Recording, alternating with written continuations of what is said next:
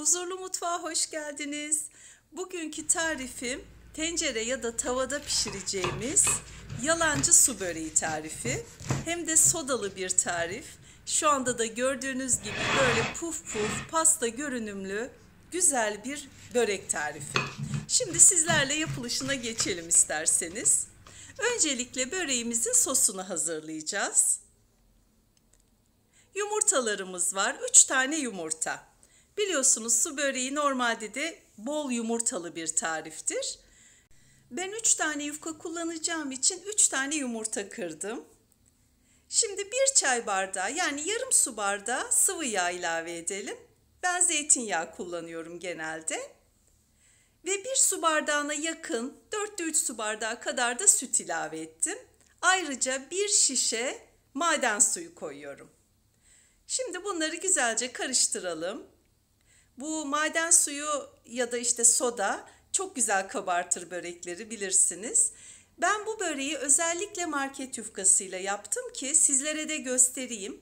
Çünkü genelde çekiniriz marketten almaya böreği güzel olmuyor diye. Ama şundan emin olun ki çok güzel soslarsanız onunla da güzel börekler yapabilirsiniz. İlla ki günlük yufkaya ulaşmanız şart değil.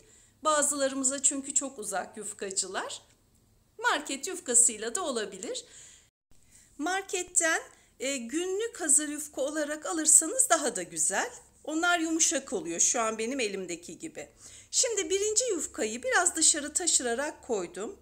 Üzerine az sos döküyorum. Çok fazla dökmeyin, en alt kat. Ve dışarı taşırdığınız yerleri aşırı taşırmayın. Çünkü daha sonra onları ortaya alacağız, katlayacağız. Böyle kapatabilecek miktarda. Diğer yani ikinci yufkamı 4'e böldüm. Şimdi her bir parçayı soslayacağım ve araya ben 3 kez peynir koyacağım. Peynir karışımı. Burada beyaz peynir, kaşar peyniri ve maydanoz var. Ben bayağı bol hazırladım. Biraz daha az da ya da 2 kez kullanabilirsiniz. Yani 2 ayrı kat olarak da peyniri koyabilirsiniz. Şimdi böldüğüm yufkaları birkaç kat yufka arada peynir olarak sos olarak döşüyorum. Yufka, sos, tekrar yufka koydum.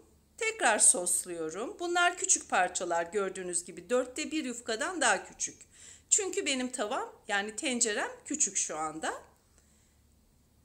Tekrar sosladım. İkinci kat peynirimi koyuyorum. Böylece ilk yufkadan sonraki 2 yufkayı bitireceğim. Sosumuz bol. Bu ölçü tamamen 4 dörtlük geliyor.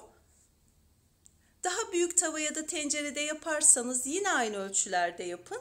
Sadece görüntüsü biraz daha alçak olur. Yani bu kadar pasta gibi olmaz ama daha da çabuk pişer. Nasıl arzu ederseniz. Hepsini sosladım, bitirdim. Şimdi katladığım kısmı da sosluyorum ki üst üste kuru olarak gelmesin. Yumuşak olsun. İşte dediğim gibi hazır yufkalarda güzel soslarsanız hiçbir sorununuz olmaz. Bir parçam daha varmış yufkamın. Onu da güzelce üstüne koydum. Sosumu da bitirdim. Şimdi ışıktan da fark edeceksiniz. Gece hazırladım ben bu böreği ve sabaha kadar bekleteceğim. İstediğiniz kadar bekletin. Yani 1 saat içinde de pişirmeye başlayabilirsiniz. 4-5 saat sonra da. Ama ne kadar bekletirseniz o kadar da güzel oluyor. Yani 5 saat 6 saat çok güzel çekiyor sosunu. Ocağın küçük gözüne ve kısık ateşe koydum.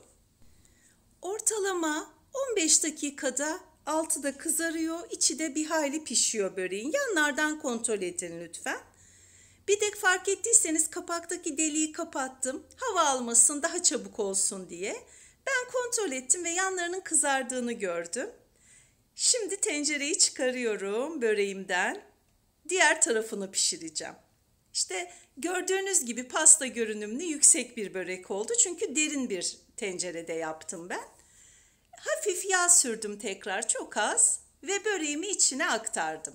Hiç merak etmeyin çok kolay aktarılıyor. Şöyle hafif ittiniz mi çevirdiğiniz kapak ya da tabağı da azıcık yağlayabilirsiniz. Tekrar bakıyorum kenarlarına. Yine 10 dakika kadar sonra 10-15 dakika onu kontrol edin. Güzelce kızardığı zaman artık böreğimiz hazır. Şöyle keselim. Şu an çok sıcak. Size böyle en sıcak haliyle kesmek istedim. Peyniri de çok bol olduğu için hafif şimdi peynirimiz akışkan olacak.